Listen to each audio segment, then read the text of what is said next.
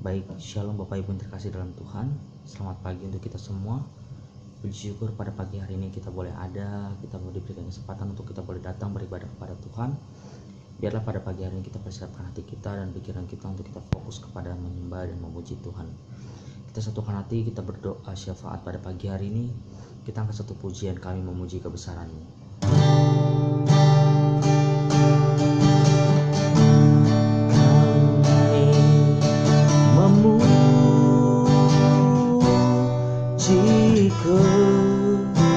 Kebesaran-Mu, ajaib Tuhan,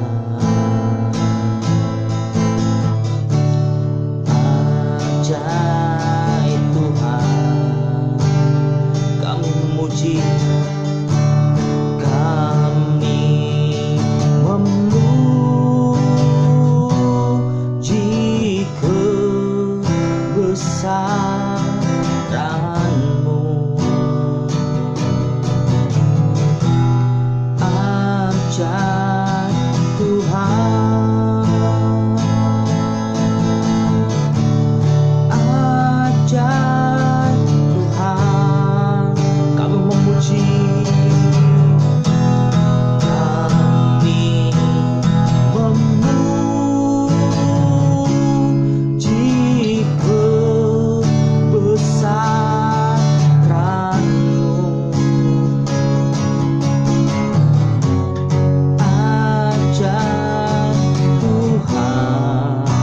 ajaib Tuhan, kami memuji,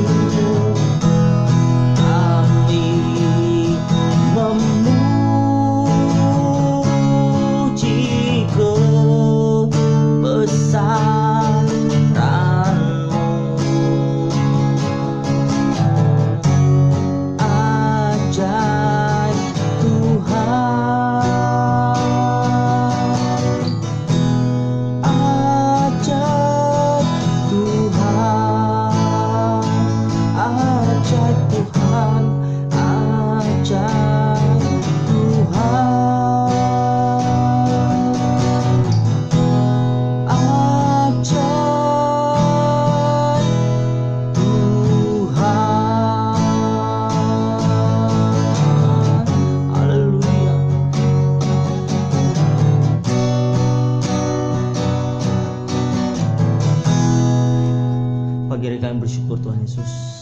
Kami mengangkat tangan kami Tuhan pada pagi hari ini, berdoa untuk bangsa dan negara kami dicintai Tuhan Yesus Indonesia. Shalom ada atas bangsa kami Tuhan. Shalom ada atas bangsa kami ya Bapa. Shalom ada atas pemerintahan bangsa kami Tuhan. Damai ada atas Indonesia Tuhan Yesus. Bapa, kami berdoa saat ini Tuhan Yesus, khusus untuk para pemerintahan kami Bapa, para pemimpin kami Tuhan, Presiden, Wakil Presiden, para menteri, pejabat kabinet yang ada ya Bapa, para tim medis Tuhan Yesus, kami berdoa ya Bapa, mengangkat tangan kami Tuhan Yesus, mengucapkan damai Indonesia, bangkit Indonesia Tuhan Yesus.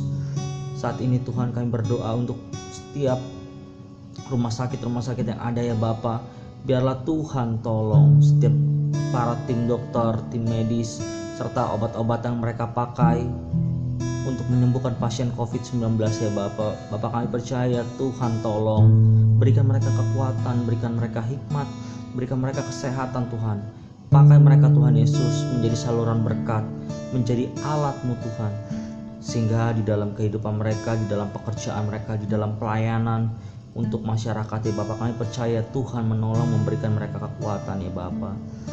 Terlebih Tuhan Yesus, kami berdoa untuk setiap kesadaran bagi setiap warga bangsa Indonesia ya Bapa, agar setiap penduduk Indonesia bisa dapat bersabar Tuhan di dalam wabah COVID-19 ini Tuhan. Kami percaya Tuhan punya maksud yang indah Tuhan untuk bangsa kami Tuhan.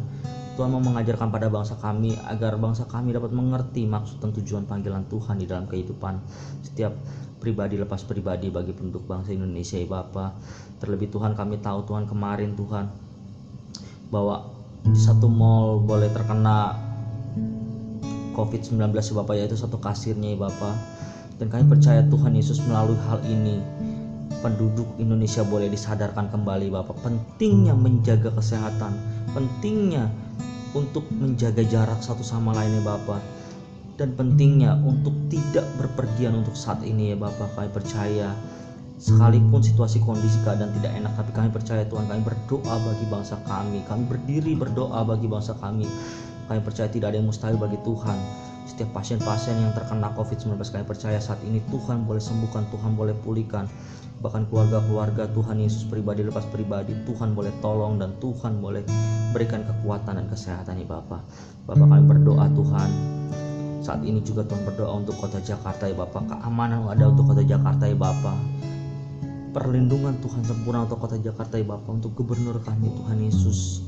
Tuhan boleh tolong, berikan dia kekuatan, berikan dia kesehatan, berikan dia hikmat, dan mampukan dia untuk memimpin kota ini ya Bapak. Berkati setiap tim-tim yang dia pilih Bapak, agar setiap tim yang dipilih dimampukan Tuhan untuk melakukan dan mengemban tugas untuk memulihkan kota Jakarta kembali ya Bapak. Terima kasih ya Bapak, kami berdoa pada pagi hari ini Tuhan Yesus untuk gembala sidang kami Tuhan Paniko Tuhan, beserta keempat wakilnya ya Bapak. Berkati mereka semua Tuhan Yesus, dimanapun mereka pelayanan, dimanapun mereka ada. Perlindungan Tuhan sempurna atas kehidupan Bapak Gembala kami Tuhan Yesus dan juga keempat wakilnya. Berkati kesehatan, berkati keluarga besar, berkati setiap kebutuhan, berkati dimanapun mereka melangkah Tuhan, nama Tuhan boleh dipermuliakan. Pakai kehidupan mereka semua Tuhan Yesus, pakai mereka semua menjadi saluran berkat bagi Tuhan, sehingga dimanapun kehidupan Bapak Gembala kami dan dimanapun Bapak Gembala kami melayani Tuhan, penyertaan Tuhan sempurna, tanda-tanda ajaib Tuhan sempurna atas Bapak Gembala kami Bapak. Begitu juga Tuhan kami berdoa bagi Gembala rayon kami Tuhan, memberkati Pak Budianto Totong dan seluruh para wakil, juga seluruh para gembala-gembala cabang dan lokal yang ada ya Bapak. Berkati mereka semua Tuhan Yesus, pakai dimanapun gembala karayon kami ini Tuhan, menjadi saluran berkat bagi kami Tuhan Yesus, sehingga visi Tuhan juga kuat atas karayon kami, sehingga karayon kami dimampukan melakukan segala sesuatunya. Karayon kami diberikan kesehatan, diberikan kekuatan, penyertaan Tuhan sempurna atas karayon kami ya Bapak. Bapak kami berdoa Tuhan Yesus juga bagi gembala cabang kami Tuhan, Pak Ajis Goisali Tuhan. Berkati Pak Ajis, berkati Ibu Margaret, berkati keluarga besarnya ya Bapak. Berkati seluruh pengerja di GBI Care Tuhan, berkati jemaatmu ya Bapa, segala kehidupan dan kebutuhan di jemaatmu di GBI Care Tuhan cukupi, Tuhan penuhi. Berkati kesehatan ya Bapa untuk setiap jemaat-jemaatmu ya Tuhan. Di tengah wabah COVID-19 ini Tuhan mampukan jemaatmu untuk melewati setiap persoalan-persoalan yang ada ya Bapa. Kami yakin Tuhan penyertaan-Mu juga sempurna untuk GBI Care ya Bapa. Terlebih Tuhan Yesus, Bapak Gembala kami, biarlah di tengah kondisi saat ini Tuhan mampukan dia, pakai dia Tuhan Yesus. Di dalam pelayanannya pun Tuhan tolong dia, berikan dia kekuatan. Tuhan sertai dengan tanda-tanda mujizat-Mu yang ajaib bagi Bapak Gembala dan Ibu Gembala kami Tuhan Yesus. Terima kasih Tuhan Yesus untuk pagi hari ini. Kami boleh berdoa syafaat pada pagi hari ini Tuhan. Biarlah Tuhan tolong kami untuk memulai ibadah online ini. Biarlah kami diberikan hati sungguh-sungguh untuk datang kepada Tuhan, untuk memuji menyembah Tuhan. Biarlah Tuhan yang memberkati ibadah ini pada pagi hari ini. Di dalam nama Tuhan Yesus kami bersyukur dan berdoa. Haleluya. Amin. Shalom. Kesempatan kali ini kita akan membahas mengenai meneduhkan badai bagian yang kedua. Dalam hal menghadapi sakit penyakit dan wabah seperti COVID-19, bagaimana GBI sebagai gereja Pentakosta memahami kesembuhan ilahi? Salah satu butir pengakuan iman GBI berbunyi, kesembuhan ilahi tersedia dalam korban penebusan Yesus untuk semua orang yang percaya. GBI percaya Roh Kudus yang memakai para murid Yesus di Kisah Para Rasul adalah Roh Kudus yang sama yang sekarang memakai murid Yesus pada zaman now untuk membawa kesembuhan ilahi kepada orang sakit. Ada beberapa penyebab mengapa seseorang tidak disembuhkan secara ilahi. Lebih lengkap dapat saudara baca melalui artikel link di caption video ini. Dr. French Arrington dalam bukunya Doktrin Kristen Perspektif Pentakosta menjelaskan, baik Alkitab maupun pengalaman tidak mendukung pernyataan bahwa mereka akan disembuhkan dalam setiap situasi. Dari sisi manusia, kekurangan iman menjadi suatu faktor. Dari sisi Allah adalah berkuasanya kebijakan dan kehendak Allah. Saat ini Allah masih menyembuhkan orang sakit. Tetapi penyembuhan sekarang bukan puncak penyembuhan atau penyembuhan tertinggi. Puncak pembebasan kita selaku orang percaya dalam Kristus terjadi pada kehidupan mendatang. Penyembuhan saat ini adalah suatu tanda dan pencicipan lebih dulu akan penebusan tubuh kita di masa depan. Penebusan kita saat ini hanya sebagian dan penyakit masih terus terjadi. Tetapi apabila Kristus datang kembali, penderitaan, penyakit, keluhan, dan kematian akan berhenti selamanya terhadap orang-orang yang telah ditebus. Bagaimana seharusnya respon orang percaya ketika kesembuhan tidak terjadi pada dirinya? Ikuti apa yang Paulus lakukan. Ia menerima bahwa duri dalam dagingnya yang dapat dikatakan sebagai penyakit dengan hati yang rela, meski Tuhan tidak memberi penjelasan atas semuanya itu. Bahkan ketika Paulus tidak dapat memahami cara kerja Tuhan, ia meresponinya dengan sebuah pengagungan. Oh, alangkah dalamnya kekayaan, hikmat, dan pengetahuan Allah. Sungguh tak terselidiki keputusan-keputusannya, dan sungguh tak terselami jalan-jalannya. Sebab siapakah yang mengetahui pikiran Tuhan? Atau siapakah yang pernah menjadi penasihatnya? Atau siapakah yang pernah memberikan kepadanya sehingga ia harus menggantikannya? Sebab segala sesuatu adalah dari Dia dan oleh Dia dan kepada Dia, bagi Dialah kemuliaan sampai selama-lamanya. Ketidakmengertian kita akan pikiran Allah justru membuat kita lebih dalam menyembahnya. Dr. French Arrington menjelaskan dalam textbook Doktrin Kristen Perspektif Pentakosta demikian. Untuk melihat Allah yang hanya bekerja melalui penyembuhan-penyembuhan luar biasa, membuat batasan palsu terhadap kuasa Allah. Segala sesuatu yang baik berasal dari Allah. Pengetahuan medis dan keterampilan para dokter dan perawat adalah dari tangan Allah yang beranugerah. Allah berkarya melalui sarana-sarana, baik yang alami maupun supranatural. Dia berkarya dalam menanggapi iman dan doa umatnya. Dia juga melakukan penyembuhan melalui para dokter dan perawat. Kita harus menggunakan diri kita akan sarana-sarana apapun untuk sarana-sarana penyembuhan yang telah diberikan Allah. Doa dan pengurapan minyak memiliki tempatnya sendiri, tetapi doa dan pengobatan medis tidak saling bertentangan. Keuntungan doa penyembuhan dan pengetahuan medis mengalir dari Allah yang sama. Bagi GBI, kesembuhan ilahi adalah salah satu bentuk berkat keselamatan. Keselamatan manusia, itulah yang terpenting. Inilah juga yang dilakukan oleh keluarga besar GBI Jalan Jenderal Gatot Subroto, Jakarta. Melalui Healing Movement Crusade, pemberitaan keselamatan selalu menjadi agenda utama. Pelayanan kesembuhan ilahi adalah tanda-tanda yang menyertainya.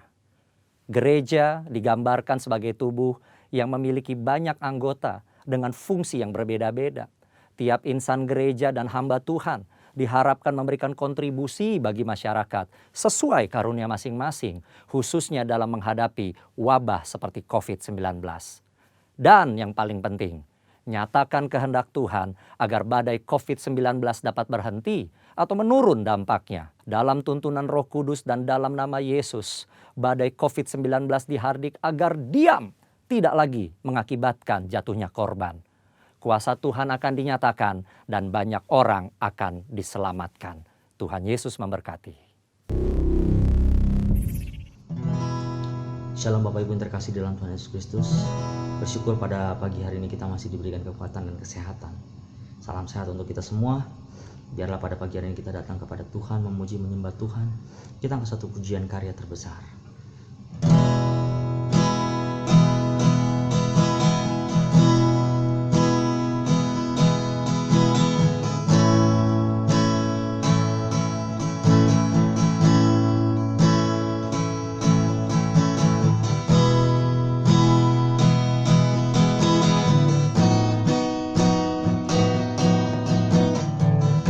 Yang terindah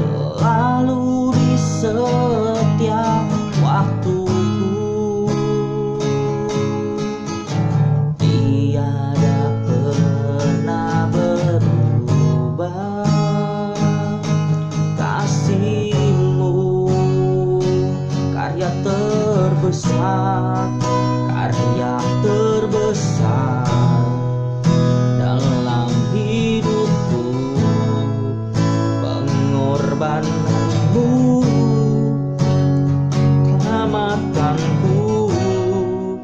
Engkaulah harta tak ternilai yang ku miliki dan ku hargai. Yesus, Engkau ku kagumi.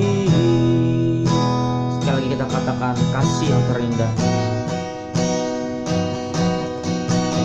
kasih yang terindah, hati yang mulia, hanya ku temukan di dalam-Mu, Yesus.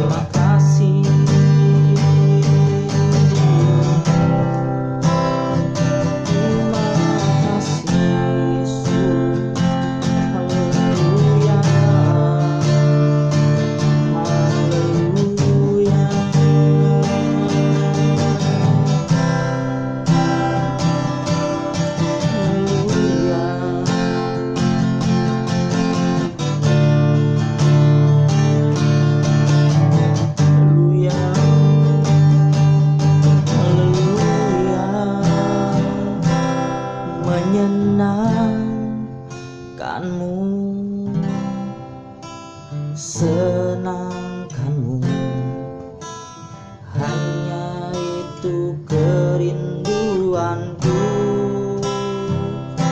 menyenangkanmu, senangkan hatimu, hanya itu kerinduanku, menyenangkanmu, senangkanmu, hanya itu kerinduanku, menyenangkanmu, senangkan hatimu, hanya itu kerinduanku, menyenangkanmu, menyenangkanmu, senangkanmu, hanya itu kerinduanku, menyenangkanmu, senangkan hatimu, hanya itu kerinduanku, hanya itu kerinduanku, hanya itu kerinduanku.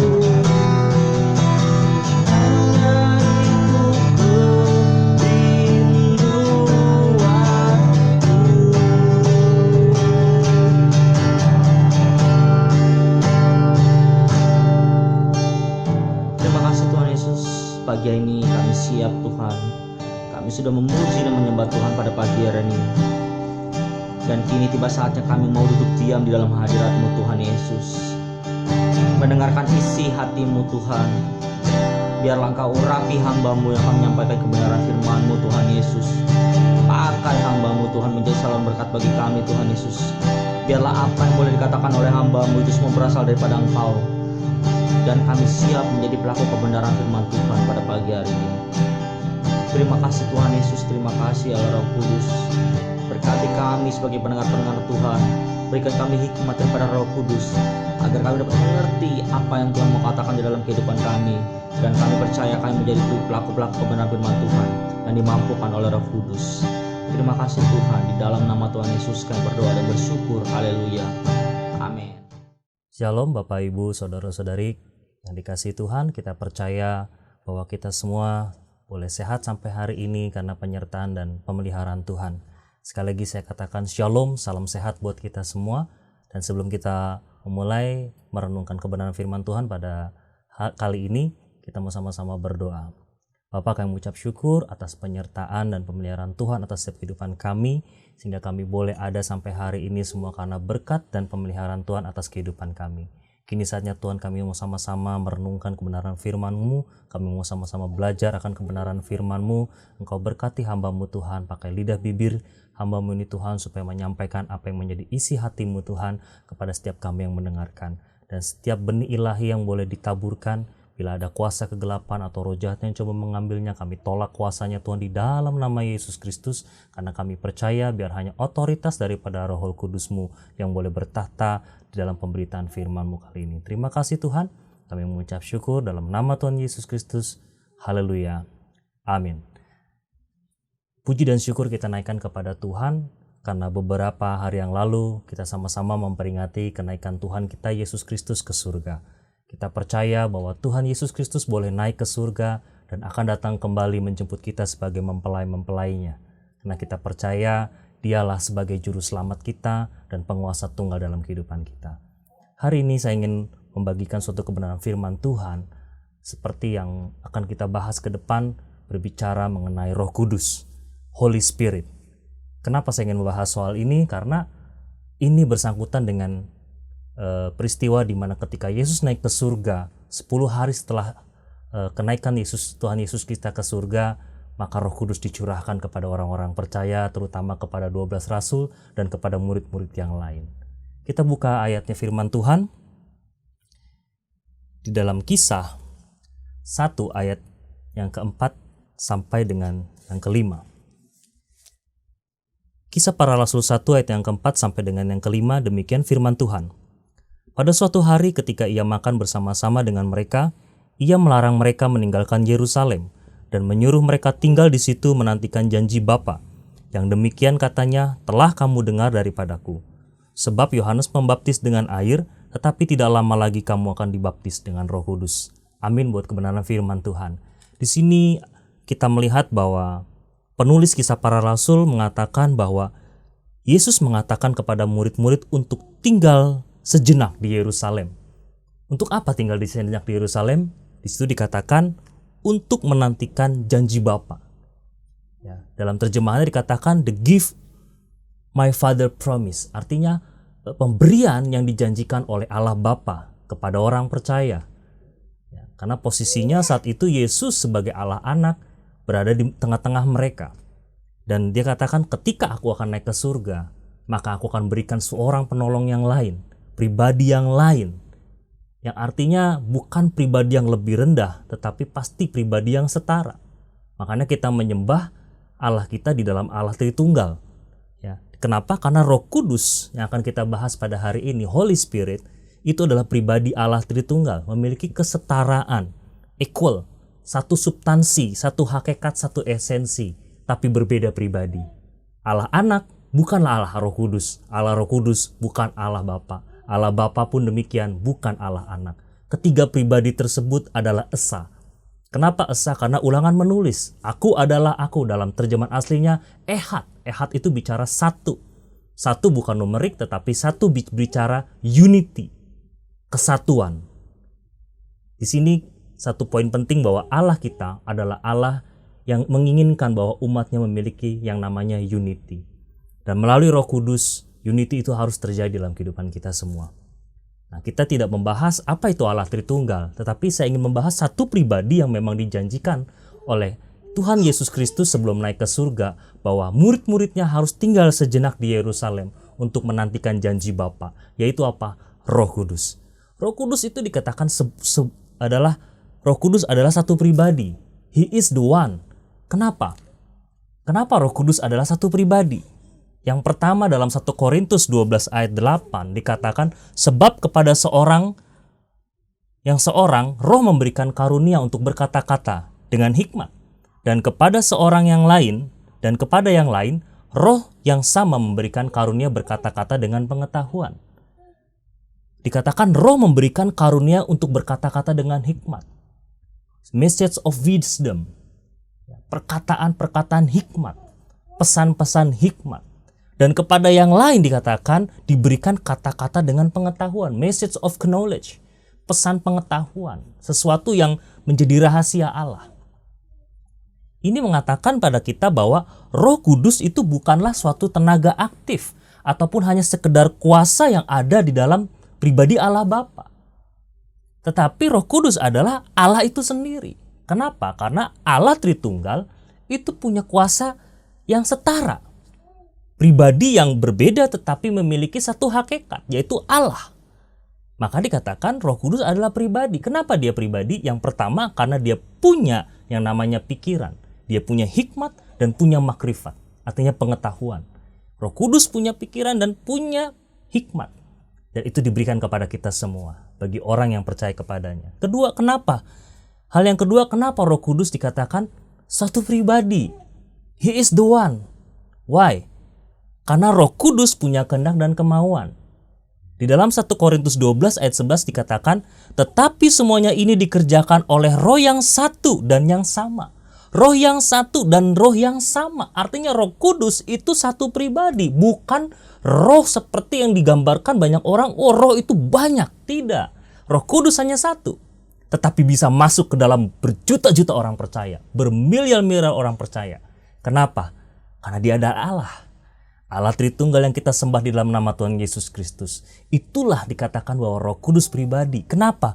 Dia satu dan dia sama, tidak beda. Yang memberikan karunia kepada setiap orang secara khusus seperti yang dikehendakinya. 1 Korintus 12:11 dikatakan, dilanjutkan, yang memberikan karunia kepada setiap orang secara khusus seperti yang dikehendakinya. Artinya Kalau Roh Kudus itu bukan pribadi, dia tidak punya kehendak. Tapi dikatakan di situ yang dikehendakinya, as he determines, as he wish, seperti yang dia mau, seperti yang dia inginkan. Sama halnya ketika dia berbicara kepada umat manusia lewat firman. Dan saya yakin dalam perjanjian lama Roh Kudus berperan aktif. Maka dari itu saya katakan Roh Kudus itu punya yang namanya kehendak dan kemauan. Dia punya wish, dia punya will, dia punya kehendak. Maka dia katakan dia suatu pribadi, bukan hanya sekedar kuasa atau tenaga yang keluar atau suatu selubung dari Allah Bapa. Tidak, bukan seperti itu. Yang benar yang kita percaya sebagai doktrin di dalam GBI bahwa Roh Kudus adalah pribadi Allah itu sendiri di dalam Allah Tritunggal. Yang ketiga, kenapa dia dikatakan sebagai satu pribadi? Why he is the one? Roh Kudus memiliki yang namanya perasaan. Dalam Efesus 4 ayat 30. Dan janganlah kamu mendukakan Roh Kudus Allah yang telah mementeraikan kamu menjelang hari penyelamatan. Di sini dikatakan jangan engkau mendukakan Roh Kudus. Kalau dia bukan pribadi, bagaimana dia bisa berduka? Kalau dia hanya dikatakan sesuatu benda atau sesuatu tenaga atau hanya sesuatu kuasa, bagaimana dia bisa berduka? Kalau dia bukan pribadi. Karena dia pribadi, dia pasti bisa berduka. Dia pasti bisa bersedih hati.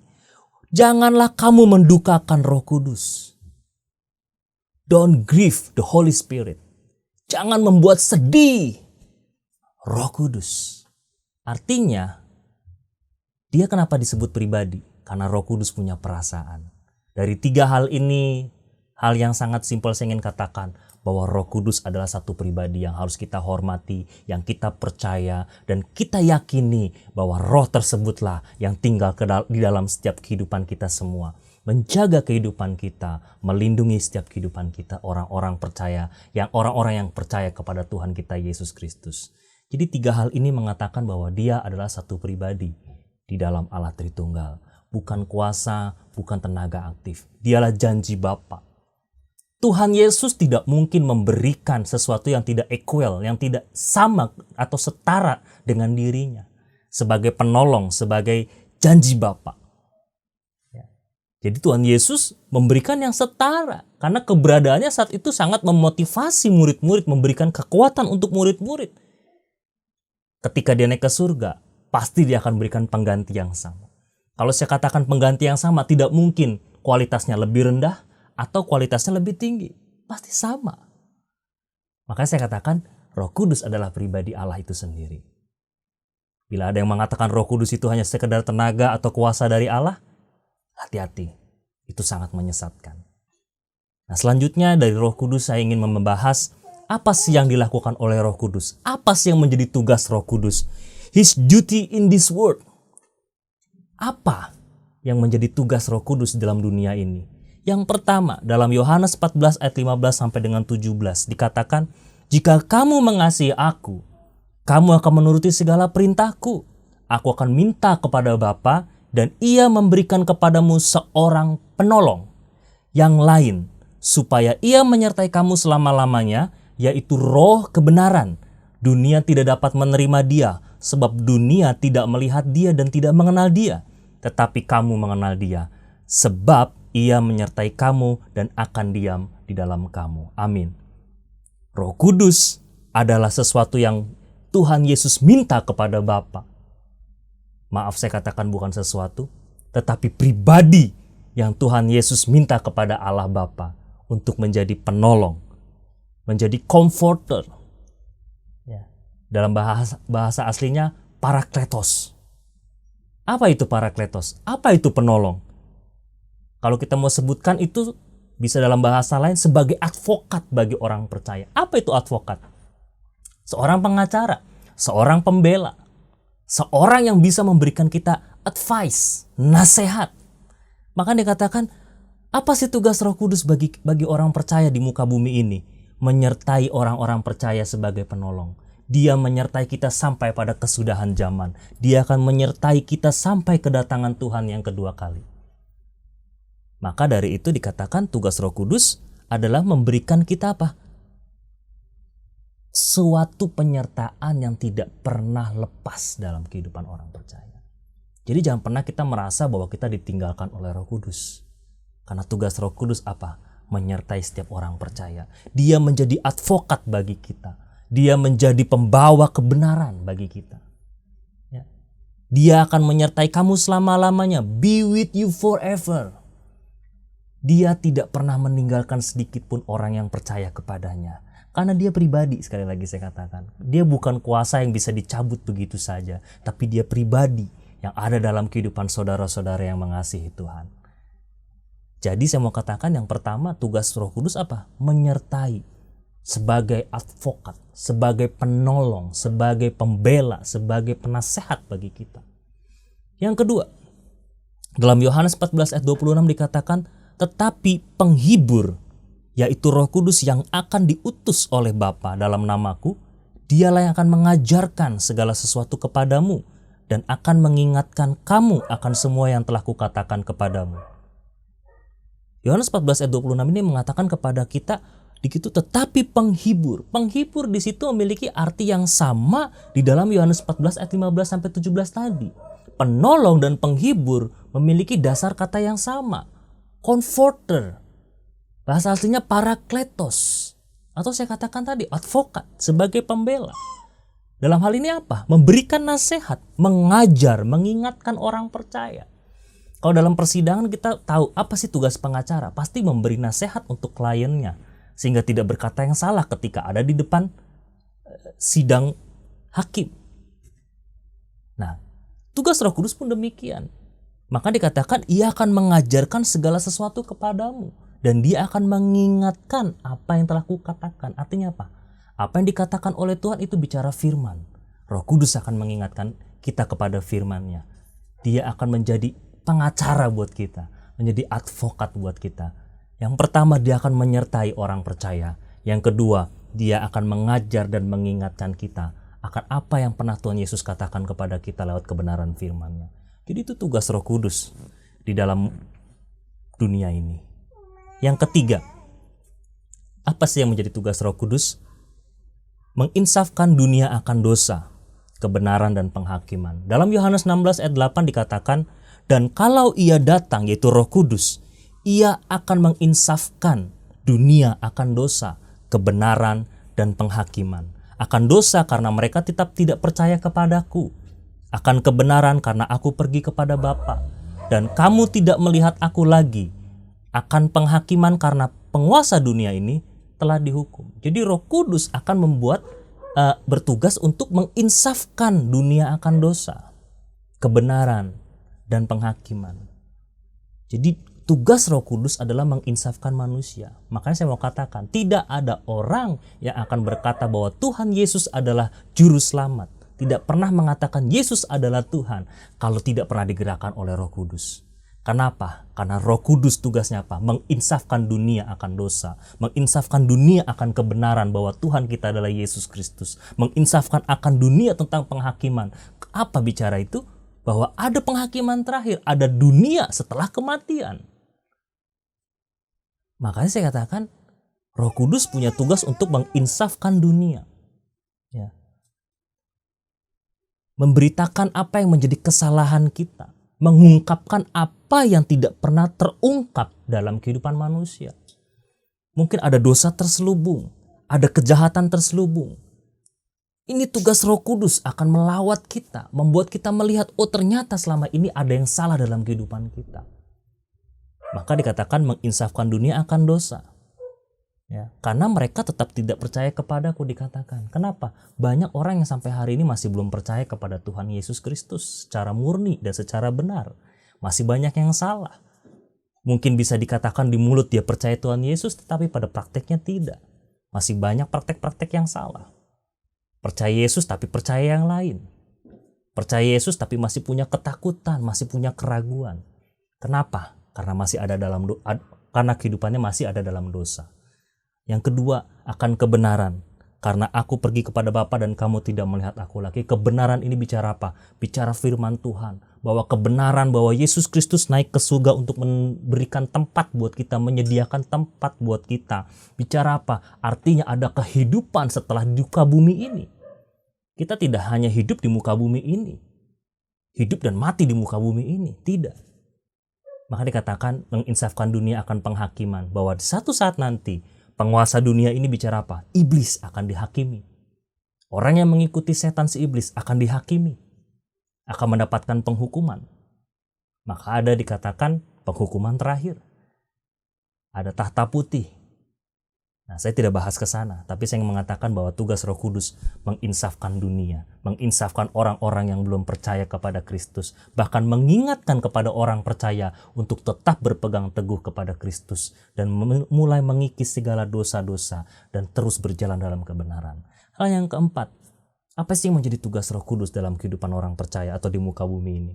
Dalam Yohanes 16 ayat 13-14 dikatakan, tetapi apabila ia datang, yaitu roh kebenaran, ia akan memimpin kamu ke dalam segala kebenaran, ke dalam seluruh kebenaran, Sebab ia tidak akan berkata-kata dari dirinya sendiri, tetapi segala sesuatu yang didengarnya itu yang akan dikatakannya. Dan ia akan memberitakan kepadamu hal-hal yang akan datang. Ia akan memuliakan aku, sebab ia memberitakan kepadamu apa yang diterimanya daripadaku. Yang keempat, selain Roh Kudus menyertai kita, mengajar dan mengingatkan kita, menginsafkan dunia akan dosa, dikatakan bahwa Roh Kudus tugasnya adalah untuk memuliakan Tuhan. Mengapa memuliakan Tuhan? Di dalam Yohanes 16 dikatakan bahwa roh kebenaran itu akan memimpin, guide, to show the way, akan menunjukkan jalan kita kepada kebenaran demi kebenaran. Jadi Roh Kudus tugasnya apa? Untuk memuliakan Tuhan, dia harus membawa orang percaya, memberikan jalan, show the way, menuntun, membukakan jalan buat orang percaya. Bagaimana kebenaran itu harus ada dalam kehidupan kita semua. Maka dikatakan, sebab ia tidak akan berkata-kata dari dirinya sendiri, tetapi ia akan mengatakan apa yang dikatakan oleh Allah Bapa kepadanya dan kepada kita. Supaya apa? Memuliakan Tuhan. Dikatakan sebab ia akan memberitakan kepadamu apa yang diterimanya daripadaku. Jadi Roh Kudus akan memberitakan rahasia-rahasia Allah kalau kita percaya kepada Roh Kudus. Maka tidak heran kalau kita peka mendengar suara Allah. Terkadang kita bisa mendengarkan apa yang menjadi suara Roh Kudus, apa yang menjadi tuntunan Roh di dalam kehidupan kita. Ya, memberitakan kepadamu apa yang diterimanya, proclaim, declare, memberitakan apa yang Tuhan mau, Allah Bapa mau kepada Allah Roh Kudus, supaya kita tahu. Maka bersyukurlah kalau kita sebagai orang percaya, kita percaya bahwa Roh Kudus adalah Allah Tritunggal yang ada dalam setiap kehidupan orang percaya. Dan yang terakhir dikatakan apa sih yang menjadi tugas Roh Kudus di dalam dunia ini, yaitu memberi kuasa untuk berani menjadi saksinya. Kisah 1 ayat 8 mengatakan bahwa tetapi kamu akan menerima kuasa. Kalau Roh Kudus turun ke atas kamu, kamu akan menjadi saksiku di Yerusalem dan di seluruh Yudea dan di Samaria dan sampai ke ujung bumi. Di sini dikatakan bahwa kamu akan menerima kuasa. Kamu akan menerima power. Bahasa aslinya dunamis. Dunamis ini bicara apa? Sesuatu yang bergerak. Kuasa yang tidak pernah berhenti. Maka saya mau katakan Roh Kudus itu bukan cukup sekali dicurahkan ketika ada di loteng Yerusalem. Roh Kudus tidak hanya bekerja satu kali. Tapi Roh Kudus akan terus bekerja sampai pada kesudahan zaman. Sampai kapan? Sampai Yesus datang kembali. Dia akan terus bergerak. Dia akan terus memberikan kuasanya kepada kita. Untuk apa? Menjadi saksinya. Menjadi saksi itu bicara apa? Bagaimana kita bisa menjadi pelaku firman? Bagaimana kita bisa menjadi seorang yang benar-benar melakukan firman Tuhan? Bahkan dalam arti figuratifnya dikatakan bahwa bisa saja kita menjadi seorang martir karena Roh Kudus. Apa itu martir? Martir itu bicara kita memberikan nyawa kehidupan kita akan kepada kebenaran Injil. Banyak yang dilakukan oleh para misionaris-misionaris yang harus mati dalam ladang pelayanan. Tapi kita mungkin tidak berpikir sampai ke sana. Minimal kita punya semangat, kita punya keberanian. Lewat tindakan kita, nggak usah malu bahwa kita adalah orang percaya. Gak usah malu kalau kita adalah orang-orang yang diberkati Tuhan lewat kebenaran firman-Nya. Justru kita harus terus memberitakan firman ini sampai ke ujung bumi. Jadi itulah yang menjadi tugas Roh Kudus dalam kehidupan kita. Tugas Roh Kudus sebagai pribadi Allah Tritunggal di muka bumi ini, maka patutlah kita semua untuk menerima kekuatannya, menerima kuasanya, menerima baptisannya. Seperti apa yang dikatakan tadi dalam Kisah 1 ayat 4 dan 5. Ayat 5 berkata begini, sebab Yohanes membaptis dengan air, tetapi tidak lama lagi kamu akan dibaptis dengan Roh Kudus. Firman Tuhan mengatakan bahwa kita harus dibaptis dengan Roh Kudus. Kita bukan hanya dibaptis dengan air, dibaptis selam, tapi kita harus dibaptis dengan Roh Kudus. Kenapa? Karena hanya dengan Roh Kudus kita bisa melihat rahasia-rahasia Allah. Kita bisa mendengar suara Allah dengan jelas. Kita bisa peka terhadap firman Tuhan. Sehingga kita bisa dituntun. Karena itu tugas Roh Kudus. Menyertai kita, mengajar kita, mengingatkan kita, menginsafkan kita akan dosa, kebenaran dan penghakiman. Memberikan kita jalan untuk memuliakan Tuhan. Dan juga Dia memberikan kita keberanian. Dan untuk mendapatkan hal-hal tersebut, maka kita harus bisa menerima kuasanya. Maka kita harus kembali menerima pengurapan dari Roh Kudus. Baptisan Roh Kudus itu hanya sekali. Di dalam pengakuan iman Gereja Betel Indonesia bahwa tanda awal orang yang dibaptis Roh Kudus adalah berkata-kata dengan bahasa roh. Tapi bukan berarti itu hanya sekali dia berbahasa roh dan hanya sekali itu saja dia dibaptis. Tidak.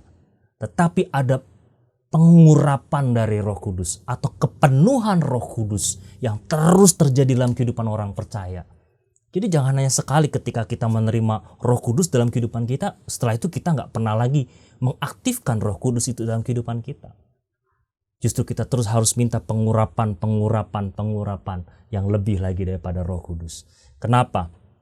Karena ini penting. Kita tidak bisa mampu untuk hidup sampai di akhir zaman tanpa ada kuasa Roh Kudus. Tanpa ada pribadi yang sangat dekat dengan kita. Yang ada dalam setiap pribadi kita. Yaitu pribadi Roh Kudus. Yang tidak pernah meninggalkan kita. Menyertai, mengajar, mengingatkan kita. Menginsafkan kita akan dosa. Menunjukkan kita pada jalan kebenaran. Bahkan memberikan kita keberanian untuk menjadi saksinya. Maka apa yang harus kita lakukan supaya kita dibaptis oleh Roh Kudus atau kita menerima pengurapan dari Roh Kudus, kepenuhan Roh Kudus dalam kehidupan kita?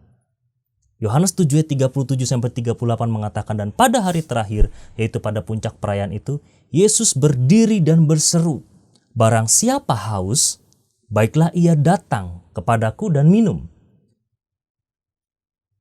Barang siapa percaya kepadaku, seperti yang dikatakan oleh kitab suci, dari dalam hatinya akan mengalir aliran air hidup. Jadi apa yang harus kita lakukan untuk menerima urapan kuasa daripada Roh Kudus? Atau mungkin bagi saudara yang belum pernah dibaptis Roh Kudus, apa yang harus kita lakukan? Yang pertama, percaya dan datang kepadanya. Di situ katakan Yesus berseru, datang kepadaku. Percaya kepadaku.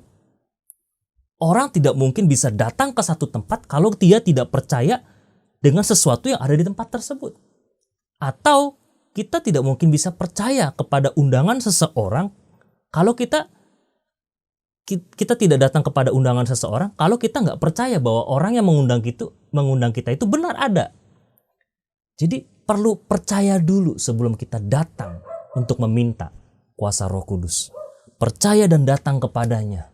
Minta untuk diurapi Roh Kudus, minta untuk dilawat oleh Roh Kudus, minta untuk dibaptis oleh Roh Kudus. Yang kedua, miliki kerinduan, haus akan kuasa. Dikatakan, baiklah ia datang kepadaku dan minum. Barang siapa yang haus, harus ada kehausan hati. Haus ini bicara apa? Kerinduan. Jadi percaya, kedua ada kerinduan. Jangan cuma percaya saja tapi kita nggak punya kerinduan, nggak punya rasa haus. Tuhan mau kita punya rasa haus. Dan rasa haus ini tidak cukup sekali. Harus terus ada dalam kehidupan kita. Supaya kita bisa minum dari air kehidupan yang Tuhan berikan. Maka dikatakan selanjutnya seperti yang dikatakan oleh kitab suci, dari dalam hatinya akan mengalir aliran air hidup. Maka kita akan menerimanya. Dikatakan minumlah datang kepadaku dan minum. Siapa yang haus datang minum. Menerima kuasanya, setelah menerima kuasanya, mengalirkan kuasanya dan bukan menahannya. Di situ dikatakan bahwa apa yang dikatakan kitab suci, dari dalam hatinya akan mengalir aliran-aliran air hidup. Terjemahan aslinya bukan di dalam hatinya, tetapi in your belly. In belly. Belly itu bicara apa? Perut. Atau dikatakan lain, in the womb. Womb itu apa? Buah kandungan. Ini berbicara apa? Yang namanya buah kandungan itu tempat terjadinya pembuahan. Kenapa ada pembuahan? Karena ada sesuatu yang membuahi. Apa yang membuahi kandungan tersebut? Di dalam kerohanian kita adalah firman Tuhan. Kalau kita mau supaya mendapatkan kuasanya dan terus kita bisa dialirkan, kita harus bisa benar-benar menerima firman-Nya, menerima perkataannya, sehingga mengalirkan aliran-aliran air hidup kepada orang-orang yang sekeliling kita. Ya, jadi yang pertama percaya dan datang kepadanya, yang kedua miliki kerinduan akan kuasanya, dan yang ketiga menerima dan mengalirkannya dan bukan menahannya. Ini sangat penting. Kenapa? Karena kita sebagai orang percaya harus memiliki buah dalam kehidupan kita. Tandanya orang yang sudah dibaptis oleh Roh Kudus, tandanya orang yang sudah dipenuhi dengan Roh Kudus dalam kehidupannya, ia harus berbuah, memiliki buah roh seperti yang dikatakan Galatia 5 ayat 22-23. Tetapi buah roh ialah kasih, sukacita, damai sejahtera, kesabaran, kemurahan, kebaikan, kesetiaan, kelemah lembutan, dan penguasaan diri. Kesembilannya ini bukanlah pilihan. Oh, saya mau pilih kasih saja. Oh, saya mau pilih kemurahan. Atau saya mau pilih kesabaran karena saya orangnya sabar. Enggak. Harus semuanya ada dalam kehidupan orang percaya. Kenapa? Karena dari kesembilannya tersebut terdapat di dalam satu buah. Bukan bermacam-macam buah. Tapi satu buah. Ada 9 esensi di dalamnya. Ada 9 hal yang perlu ada dalam kehidupan orang percaya. Dan dikatakan di dalam Galatia 5 ayat 22-23, tidak ada hukum yang menentang hal-hal itu. Nggak ada hukum di dunia ini yang menentang bahwa orang harus tidak boleh berbuat kasih. Tidak ada yang menentang bahwa orang tidak boleh punya kelemah lembutan. Pasti hukum dimanapun mengajarkan kasih. Agama dimanapun mengajarkan kasih. Tetapi kasih yang tulus hanya ada dalam kasih kita, Tuhan Yesus Kristus. Dan kasihnya nyata. Kasihnya tidak semu. Allah kita mengatakan Allah adalah kasih. Bagaimana Allah bisa mengatakan dia kasih seandainya tidak ada manusia?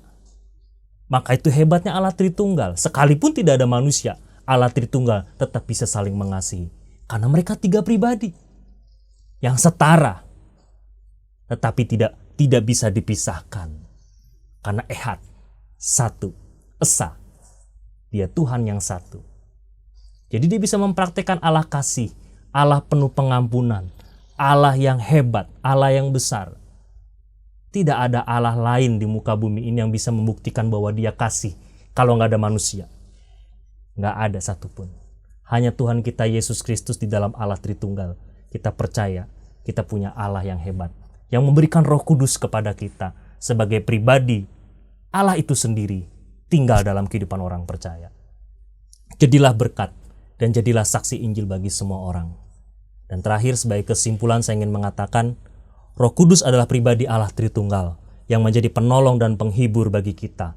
Yaitu apa? Pengacara buat kita, pembela buat kita, penasehat buat kita. Maka kita perlu ada Roh Kudus dalam setiap kehidupan kita. Maka mintalah Roh Kudus itu dengan kerinduan akan kuasanya, sehingga kita akan menjadi saksi sampai Tuhan Yesus Kristus datang kembali. Tuhan Yesus memberkati. Shalom. Mari saudara-saudara yang kasih Tuhan, kita kembali siapkan hati kita untuk sama-sama berdoa dan mengucap syukur kepada Tuhan atas pemberitaan firman Tuhan yang telah kita dengarkan bersama-sama. Mari kita renungkan pujian ini, bahwa Tuhan memberikan apa yang kita minta, karena Dia adalah Bapa yang kekal. Mari sama-sama katakan, kasih yang sempurna. Haleluya. Kasih yang sempurna, telah ku terima darimu, bukan karena kebaikanku, hanya oleh kasih karuniamu Kau pulihkan aku, layakkanku tu dapat memanggilmu Bapa. Kau beri yang ku pinta, saat ku mencari, ku mendapatkan. Ku ketuk pintumu dan kau bukakan, sebab kau Bapa-Ku, Bapa yang kekal. Takkan kau biarkan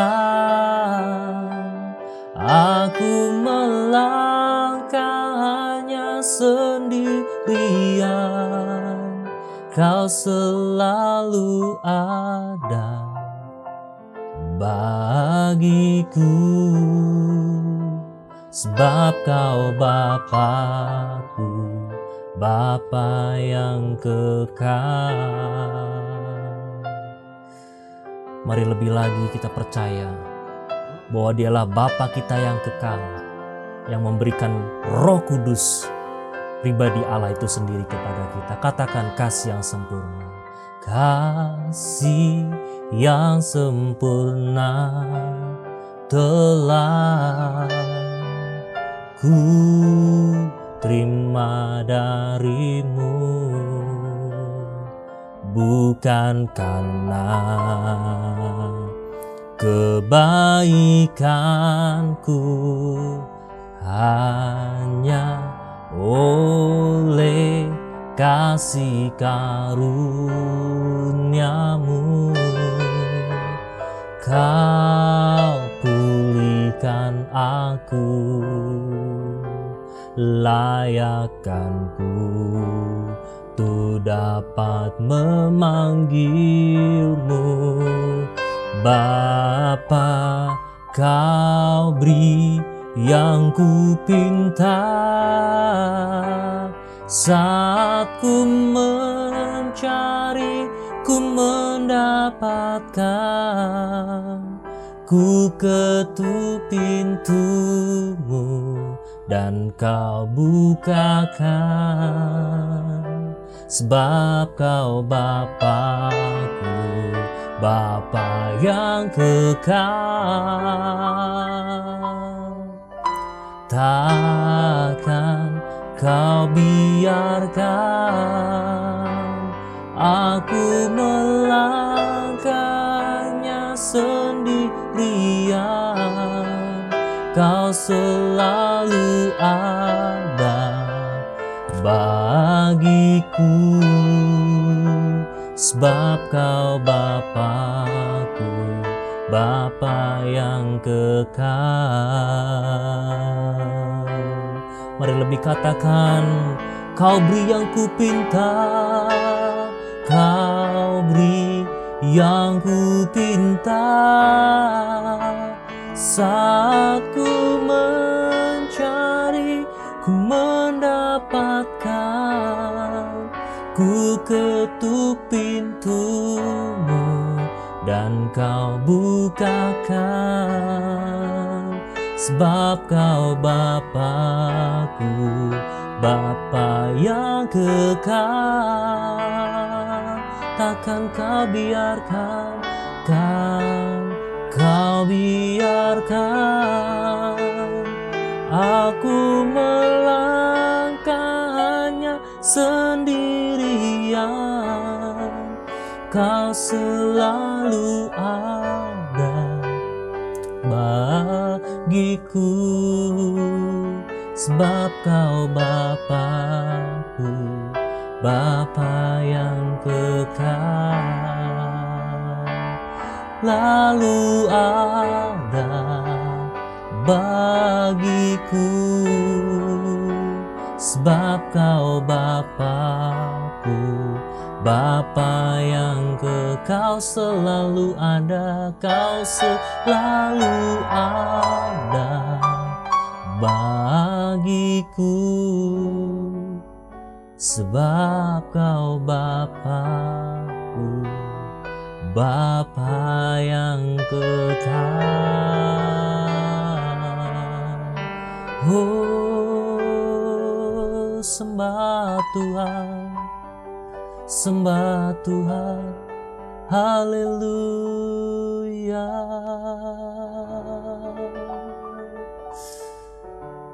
Kami bersyukur Tuhan, kami punya Allah yang besar dan Allah yang hidup dalam kehidupan kami. Engkaulah Bapa kami yang kekal dalam kehidupan kami. Engkau telah memberikan janji-Mu kepada kami Tuhan. Janji Bapa kepada setiap kehidupan orang percaya, yaitu Roh Kudus yang tinggal dalam setiap orang percaya. Mari saudara-saudara yang rindu menerima lawatan Tuhan, yang mau menerima kebenaran firman Tuhan, yang mau dibaptis dengan Roh Kudus, yang mau menerima pengurapan dari Roh Kudus, yang mau dipenuhi kembali dengan Roh Kudus, angkat tanganmu. Kuralaba syakata karalaba laba shikiri di balaba laba laba laba. Hina masyakata karalaba kashikiri laba laba laba laba laba laba. Una masyakana karalaba kashikira laba laba laba laba. Engkau Tuhan yang menjamah setiap tangan-tangan yang terangkat Tuhan. Engkau melawat umat-Mu Tuhan, dimanapun mereka berada Tuhan. Kami percaya Tuhan, kami yakin Tuhan Engkau yang menyertai setiap kehidupan orang-orang percaya.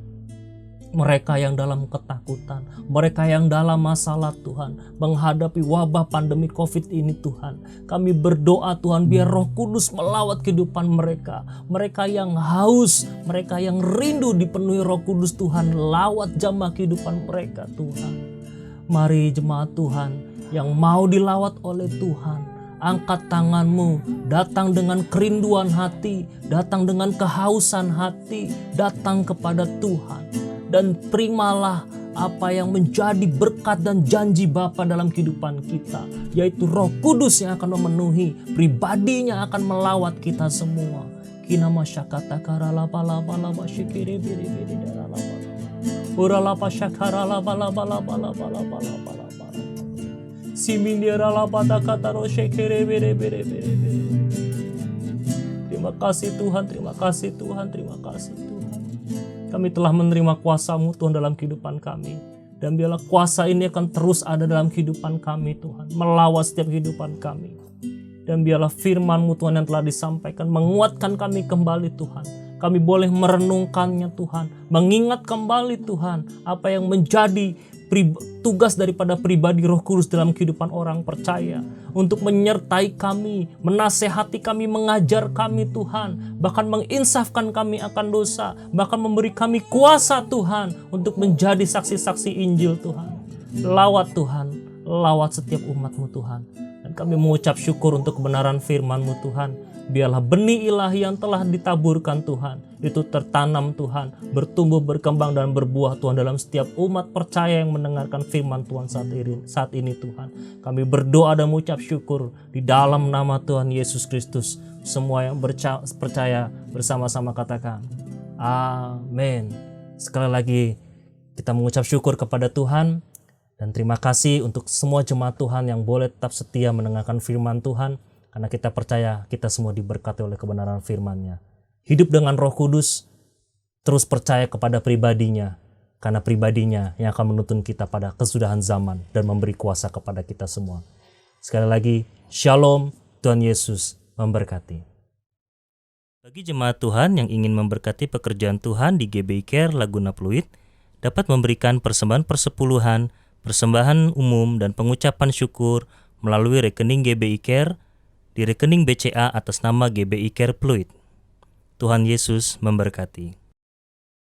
Bagi jemaat Tuhan yang memiliki anak-anak, diharapkan untuk mengajak anak-anaknya untuk mengikuti ibadah sekolah minggu. Link YouTube ada di kolom deskripsi tayangan ini. Mari kita mengangkat tangan kita. Umat yang dikasih Tuhan, terimalah berkat sukacita damai sejahtera, kasih karunia yang begitu besar daripada Allah Bapa yang telah diberikan kepada kita masing-masing melalui anak yang tunggal, yaitu Tuhan kita Yesus Kristus, di dalam pertolongan, penghiburan, dan persekutuan dengan Roh Kudus menyertai kita pada saat ini, bahkan sampai Tuhan datang menjemput kita di awan-awan, bahkan sampai selama-lamanya. Mari kita yang percaya, kita katakan sama-sama, Amin.